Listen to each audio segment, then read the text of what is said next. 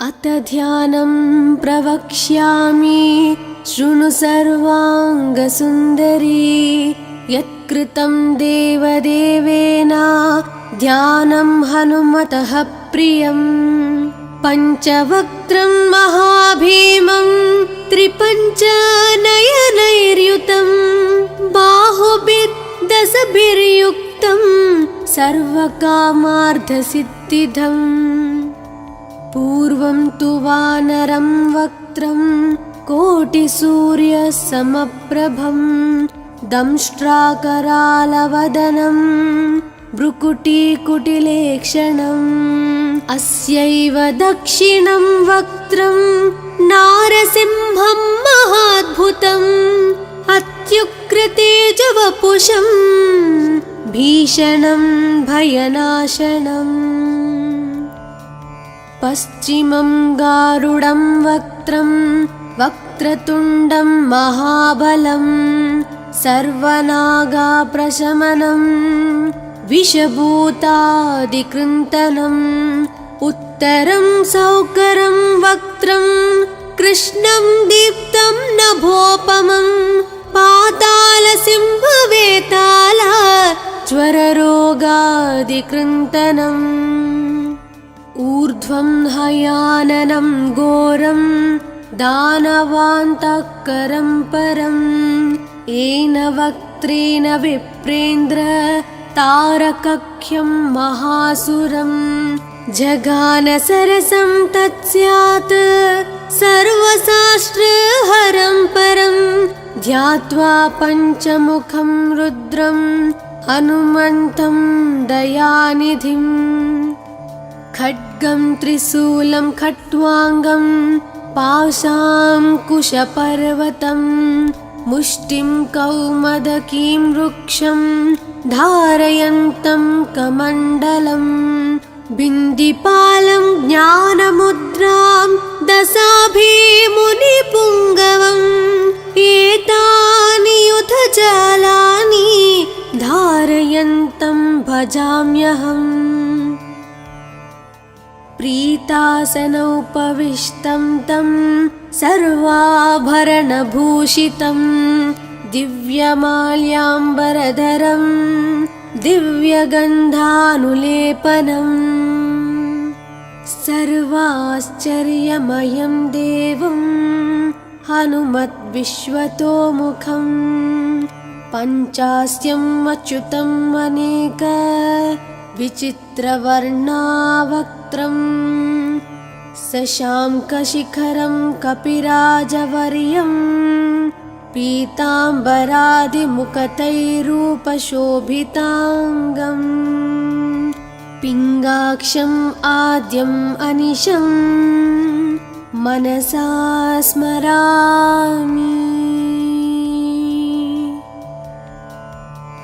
मर्कतीशं महोत्साहं सर्वाश्रुहरं परं शत्रुसंहार मां रक्ष श्रीमन्नापडनुद्धर। ॐ हरिमरकटमरकटमन्त्रमिदं परिलिख्यति लिख्यति वामतले यदि नश्यति नश्यति शत्रुकलां यदि मुञ्चति मुञ्चति वामलता। इदं कवचं पठित्वात् महाकवच पठे नरः एकवारं जपे स्तोत्रं सर्वशत्रुनिवारणं। द्विवारं तु पठे नित्यं पुत्रपौत्राप्रवर्धनं। त्रिवारं च पठे नित्यं सर्वसमाप्तकरं शुभम्।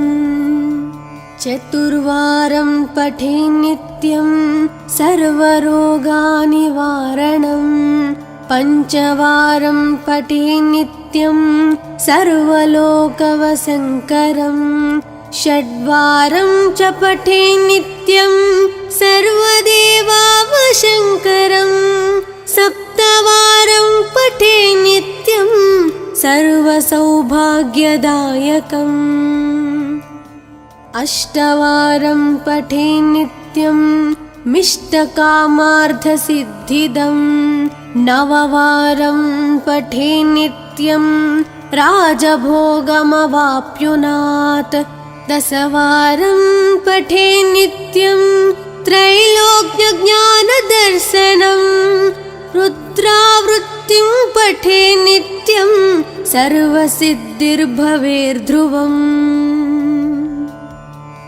कवचस्मतरणेनैव महाबलमवाप्नुयात्। सुदर्शनसंहितायां श्रीरामचन्द्रसीताप्रोक्तं श्रीपञ्चमुखहनुमत्कवचं सम्पूर्णम्।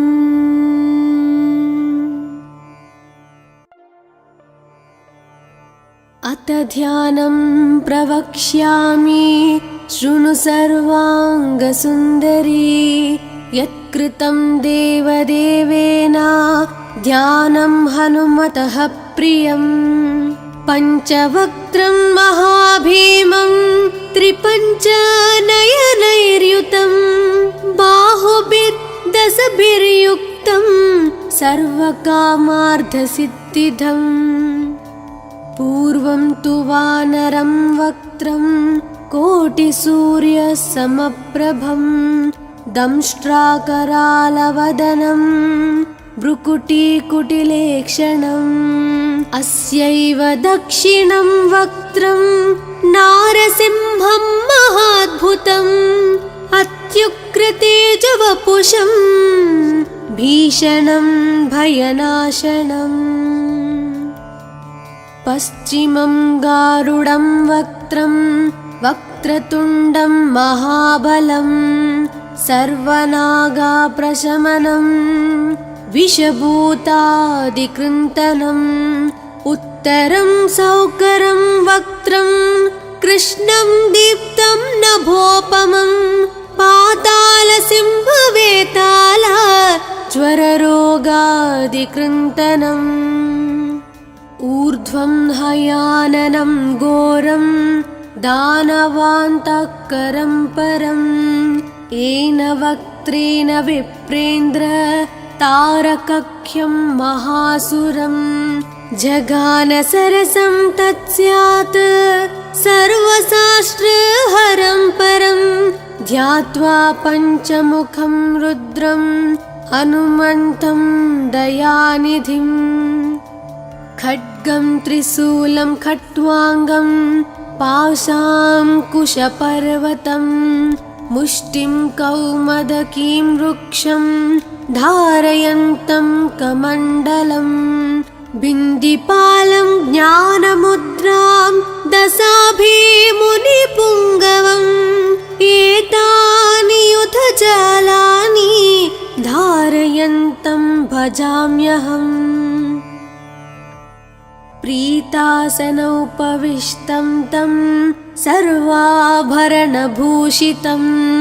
दिव्यमाल्याम्बरधरं दिव्यगन्धानुलेपनम्। सर्वाश्चर्यमयं देवं हनुमद्विश्वतोमुखं। पञ्चास्यम् अच्युतम् अनेक विचित्रवर्णावक्त्रम्। शशाङ्कशिखरं कपिराजवर्यं। पीताम्बरादिमुकुटैरूपशोभिताङ्गम्।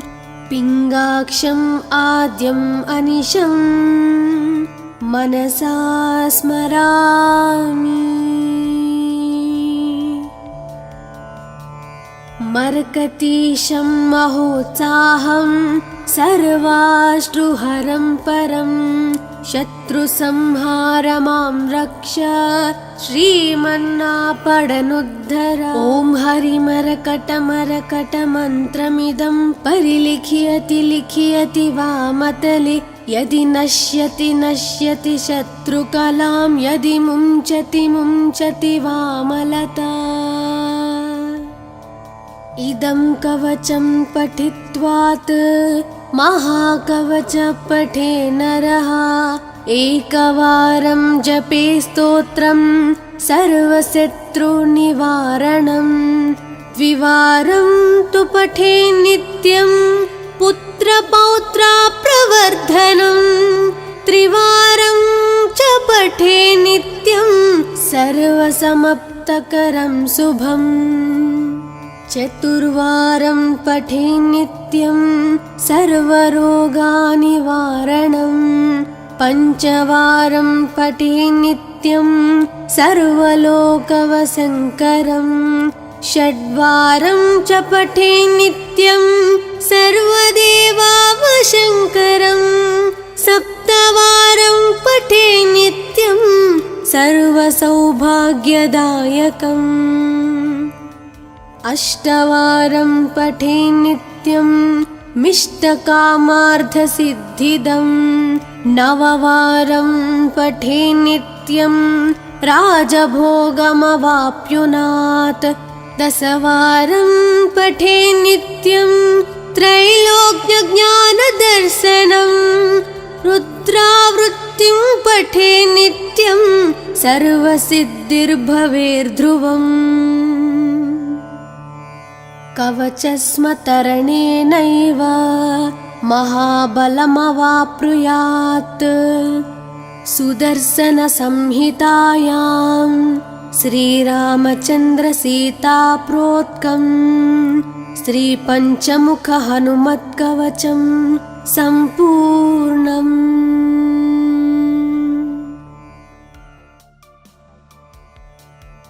अथ ध्यानं प्रवक्ष्यामि शृणु सर्वाङ्गसुन्दरी यत्कृतं देवदेवेन ध्यानं हनुमतः प्रियं पञ्चवक्त्रं महाभीमं त्रिपञ्चनयनैर्युतं बाहुभिर्दशभिर्युक्तं सर्वकामार्थसिद्धिदम् पूर्वं तु वानरं वक्त्रं कोटिसूर्यसमप्रभं दंष्ट्राकरालवदनं भ्रुकुटीकुटिलेक्षणम् अस्यैव दक्षिणं वक्त्रं नारसिंहं महाद्भुतम् अत्युग्रतेजवपुषं भीषणं भयनाशनम् पश्चिमं गारुडं वक्त्रं वक्रतुण्डं महाबलं सर्वनागाप्रशमनं विषभूतादिकृन्तनम् उत्तरं सौकरं वक्त्रं कृष्णं दीप्तं नभोपमं पातालसिंहवेताल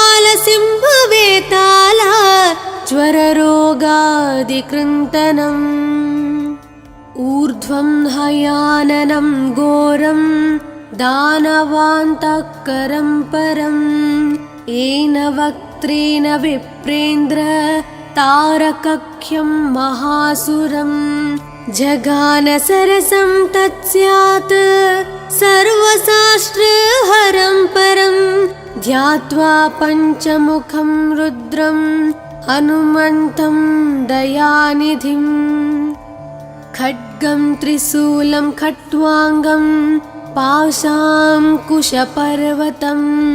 मुष्टिं कौमदकीं वृक्षं धारयन्तं कमण्डलं बिन्दिपालं ज्ञानमुद्रां दशाभिमुनिपुङ्गवम् एतानि युधजालानि धारयन्तं भजाम्यहम्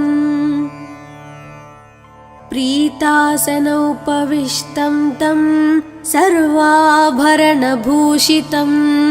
दिव्यमाल्याम्बरधरं दिव्यगन्धानुलेपनम् सर्वाश्चर्यमयं देवं हनुमद्विश्वतोमुखं पञ्चास्यम् अच्युतम् अनेक विचित्रवर्णावक्त्रं शशाङ्कशिखरं कपिराजवर्यं पीताम्बरादिमुखतैरूपशोभिताङ्गम् पिङ्गाक्षम् आद्यम् अनिशं मनसा स्मरामि। मर्कतीशं महोत्साहं सर्वाश्रुहरं परं शत्रुसंहार मां रक्ष श्रीमन्नापडनुद्धर। ॐ हरिमरकटमरकटमन्त्रमिदं परिलिख्यति लिख्यति वामतले यदि नश्यति नश्यति शत्रुकलां यदि मुञ्चति मुञ्चति वामलता। इदं कवचं पठित्वात् महाकवच पठे नरः एकवारं जपे स्तोत्रं सर्वशत्रुनिवारणं द्विवारं तु पठे नित्यं पुत्रपौत्रप्रवर्धनं त्रिवारं च पठे नित्यं सर्वसमाप्तकरं शुभम् चतुर्वारं पठे नित्यं सर्वरोगनिवारणं पञ्चवारं पठे नित्यं सर्वलोकवशङ्करं षड्वारं च पठे नित्यं सर्वदेवावशङ्करं सप्तवारं पठे नित्यं सर्वसौभाग्यदायकम् अष्टवारं पठे नित्यं मिष्टकामार्थसिद्धिदं नववारं पठे नित्यं राजभोगमवाप्नुयात् दशवारं पठे नित्यं त्रैलोक्यज्ञानदर्शनं रुद्रावृत्तिं पठे नित्यं सर्वसिद्धिर्भवेर्ध्रुवम् कवचस्मतरणेनैव महाबलमवाप्नुयात् सुदर्शनसंहितायां श्रीरामचन्द्रसीताप्रोक्तं श्रीपञ्चमुखहनुमत्कवचं सम्पूर्णम्।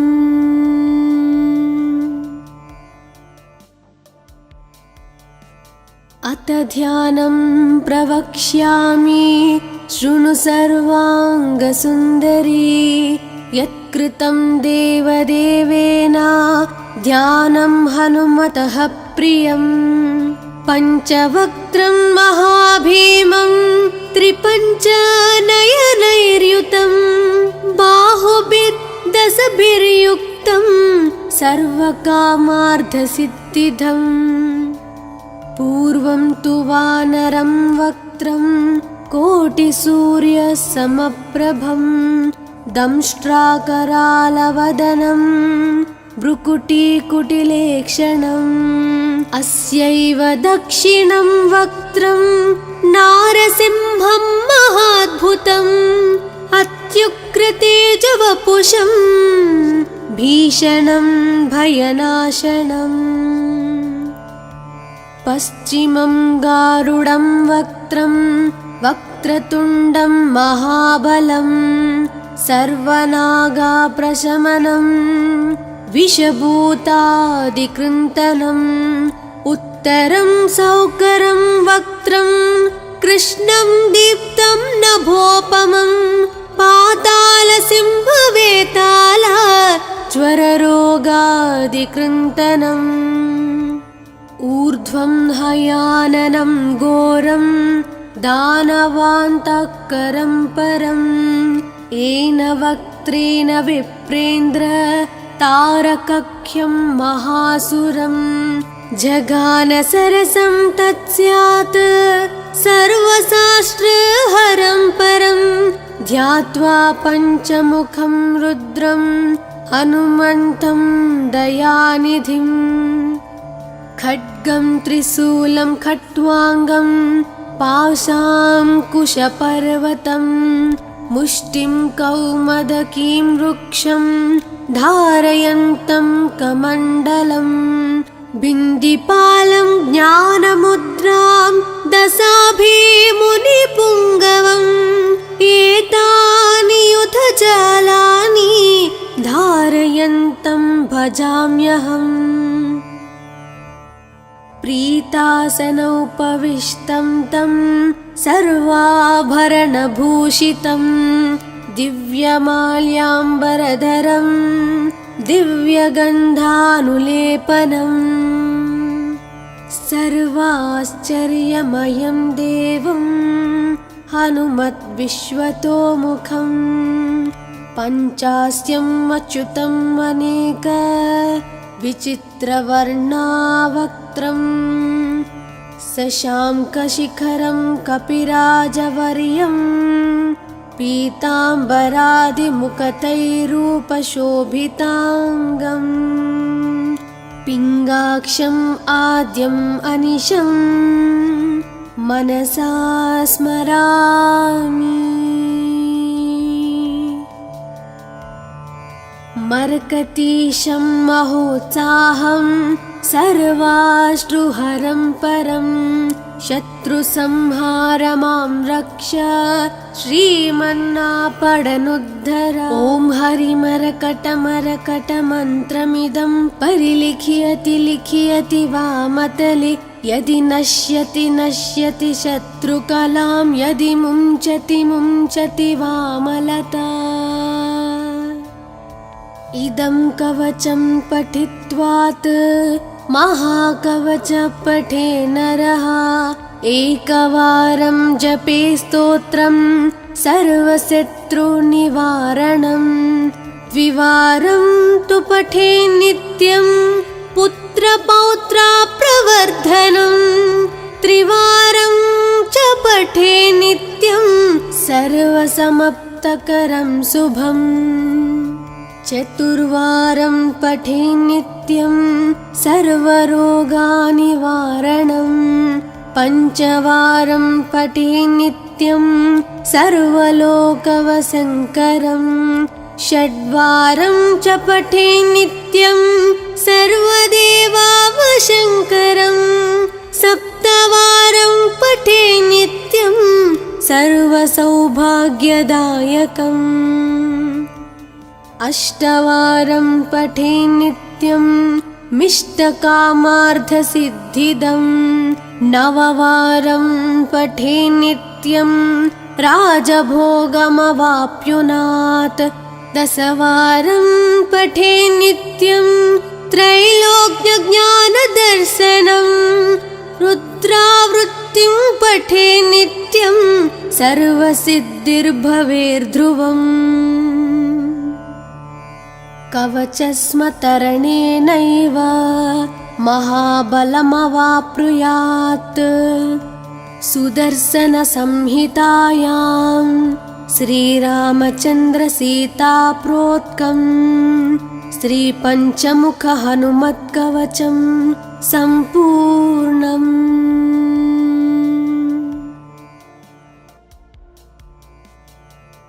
अथ ध्यानं प्रवक्ष्यामि शृणु सर्वाङ्गसुन्दरी यत्कृतं देवदेवेन ध्यानं हनुमतः प्रियं पञ्चवक्त्रं महाभीमं त्रिपञ्चनयनैर्युतं बाहुभिर्दशभिर्युक्तं सर्वकामार्थसिद्धिदम् पूर्वं तु वानरं वक्त्रं कोटिसूर्यसमप्रभं दंष्ट्राकरालवदनं भ्रुकुटीकुटिलेक्षणम् अस्यैव दक्षिणं वक्त्रं नारसिंहं महाद्भुतम् अत्युग्रतेजवपुषं भीषणं भयनाशनम् पश्चिमं गारुडं वक्त्रं वक्रतुण्डं महाबलं सर्वनागाप्रशमनं विषभूतादिकृन्तनम् उत्तरं सौकरं वक्त्रं कृष्णं दीप्तं नभोपमं पातालसिंहवेताल ज्वररोगादिकृन्तनम् ऊर्ध्वं हयाननं घोरं दानवान्तःकरं परम् येन वक्त्रेण विप्रेन्द्र तारकख्यं महासुरम् जगान सरसं तत्स्यात् सर्वशास्त्रहरं परं ध्यात्वा पञ्चमुखं रुद्रं हनुमन्तं दयानिधिं खड्गं त्रिशूलं खट्वाङ्गं पाशाङ्कुशपर्वतं मुष्टिं कौमदकीं वृक्षं धारयन्तं कमण्डलम् बिन्दिपालं ज्ञानमुद्रां दशाभिमुनिपुङ्गवम् एतानि युधजालानि धारयन्तं भजाम्यहम् प्रीतासनोपविष्टं तं सर्वाभरणभूषितं दिव्यमाल्याम्बरधरं दिव्यगन्धानुलेपनम् सर्वाश्चर्यमयं देवं हनुमद्विश्वतोमुखं पञ्चास्यम् अच्युतम् अनेक विचित्रवर्णावक्त्रं शशाङ्कशिखरं कपिराजवर्यं पीताम्बरादिमुकुटैरूपशोभिताङ्गम् पिङ्गाक्षम् आद्यम् अनिशं मनसा स्मरामि मरकती